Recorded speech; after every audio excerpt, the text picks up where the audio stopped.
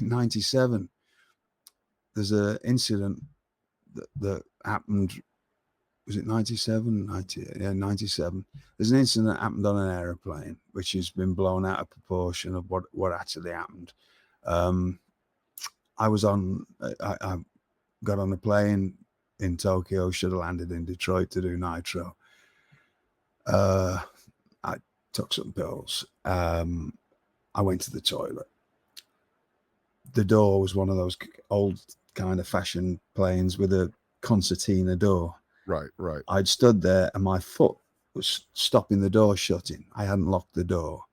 And a stewardess came behind me, said, "Excuse me, sir." I turned around, and nothing funny or clever about it. I peed on the lady's foot. Oh my goodness. They landed the plane. I woke up in a jail cell in Alaska. I wasn't the only person on that plane. I wasn't the reason that they landed that plane. There was a paparazzi guy in the back who flipped out and started punching people. Was the reason they landed that, and they just threw me off and threw another. I won't say again. I'm not going to incriminate anyone, right. But they threw a couple of other wrestlers off because they were doing things as well, and they don't know. They were like me.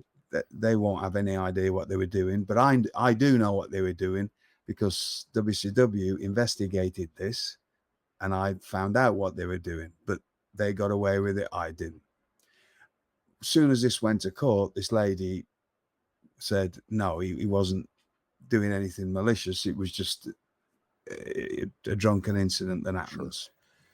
Sure. So if you don't know and you think you know, which is what a lot of people just, it's a long time ago. I didn't go to Japan anymore. It wasn't because New Japan didn't want me. It was because WCW had the trade deal with them and they stopped sending me.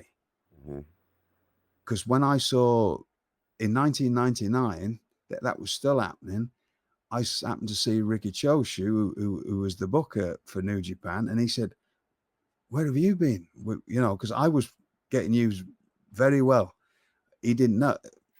Nor did I think they cared, to be honest. Right. The Japanese have a different culture about drinking and whatever else, right? It was just they expected wrestlers to be like that. It was just part of, long as you could go out and have again, they didn't know that I'd gone through all this other stuff. They just knew that they said that, and he told me that day, he said, and Tiger Hattori told me, he said, they just stopped.